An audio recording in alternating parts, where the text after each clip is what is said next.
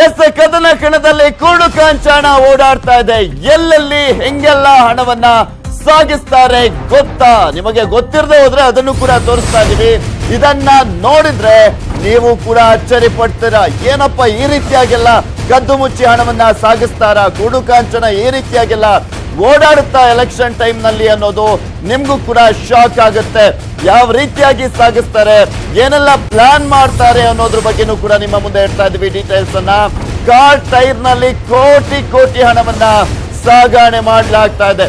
ಶಿವಮೊಗ್ಗದಲ್ಲಿ 2.30 ಕೋಟಿ ರೂಪಾಯಿಯನ್ನ ಸೀಸ್ ಮಾಡಲಾಗಿದೆ. ಬೆಂಗಳೂರು ಟು ಶಿವಮೊಗ್ಗ ರೂಟ್ ನಲ್ಲಿ ಪತ್ತೆ ಆಗಿದ್ದಂತಹ ಹಣ ಇದು.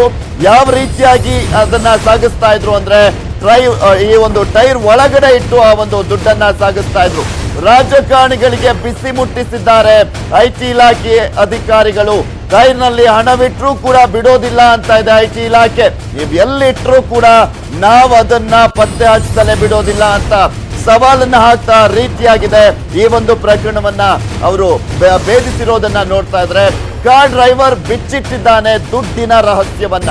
ಶಿವಮೊಗ್ಗ ಹಣದ ಹಿಂದೆ ಕೇಳಿ ಬರ್ತಾ ಇದೆ MLC ಒಬ್ಬರ ಹೆಸರು. ಆ ದುಡ್ಡಿನಲ್ಲೂ ಕೂಡ ಇತ್ತು ಕಾರ್ ಚಾಲಕನ ಕೈವಾಡ ಅಂತ ಹೇಳಲಾಗ್ತಾ ಇರುವಂತದ್ದು. ಪ್ರತಿ ಕಂತೆಯಲ್ಲೂ ಕೂಡ ಹಣವನ್ನ ಎತ್ತಿದ್ದ ಕಾರ್ ಚಾಲಕ. ಯಾರ್ದೋ ದುಡ್ಡು, ಯಲ್ಲಮ್ಮನ್ ಜಾತ್ರೆ ಹೆಂಗಾದ್ರೂ ಮಾಡ್ತಾ ಇದ್ದಾರೆ, ನಾನು ಕೂಡ ದುಡ್ಡನ್ನ ತಗೊಳ್ಳೋಣ ಅಂತ ಅವನು ಕೂಡ ಇಲ್ಲಿ ಕೈ ಆಡಿಸಿರುವಂತದ್ದು.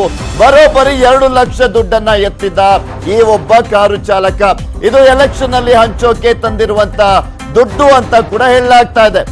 MLC ಒಬ್ರು ತೆಗೆದುಕೊಂಡು ಹೋಗಲು ಹೇಳಿದ್ರಂತೆ ಈ ಕಾರು ಅಂದ್ರೆ ಈ ಡ್ರೈವರ್ಗೆ. ಸೊ ಹೀಗಾಗಿ ಆತ ತಗೊಂಡ್ಬರ್ತಾ ಇದ್ದ.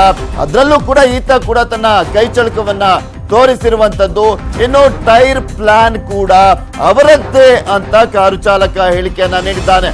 ಭದ್ರಾವತಿಯ ಆ ರಾಜಕಾರಣಿಗೆ ಕಾದು ಕುಳಿತುಕೊಂಡಿದ್ದಾರೆ ಐಟಿ ಇಲಾಖೆ ಅಧಿಕಾರಿಗಳು. ಬರ್ಲಿ ವಿಚಾರಣೆಯನ್ನ ಮಾಡೋಣ, ಏಕೆಂದ್ರೆ ಆತ ಮಾಹಿತಿಯನ್ನ ಕೊಟ್ಟಿದ್ದಾನೆ ಕಾರ್ ಡ್ರೈವರು. ಸೊ ಹೀಗಾಗಿ ಐಟಿ ಅಧಿಕಾರಿಗೆ ಈ ಒಂದು ಟೈರ್ ನಲ್ಲಿ ಹಣವನ್ನ ಇದ್ದಿದ್ದನ್ನ ನೋಡ್ತಿದ್ದಂಗೆ ಅವ್ರಿಗೆ ಶಾಕ್ ಆಗಿದೆ. ಏನ್ ಈ ರೀತಿಯಾಗೆಲ್ಲ ಈಗ ಹಣದ ಹೊಳೆನೆ ಹರಿತಾ ಇದೆಯಲ್ಲ ಅಂತ ಅವ್ರಿಗೆ ಶಾಕ್ ಆಗಿರುವಂತದ್ದು. ಯಾಕೆಂದ್ರೆ ಇಲ್ಲಿ ಪ್ರಮುಖವಾಗಿ ಚಾಪೆ ಕೆಳಗೆ ತೂರಿದ್ರೆ ರಂಗೋಲಿ ಕೆಳಗೆ ತೂರುವಂತ ಕೆಲಸ ಐಟಿ ಇಲಾಖೆ ಅಧಿಕಾರಿಗಳೇ ಮಾಡ್ತಾ ಇದ್ದಾರೆ.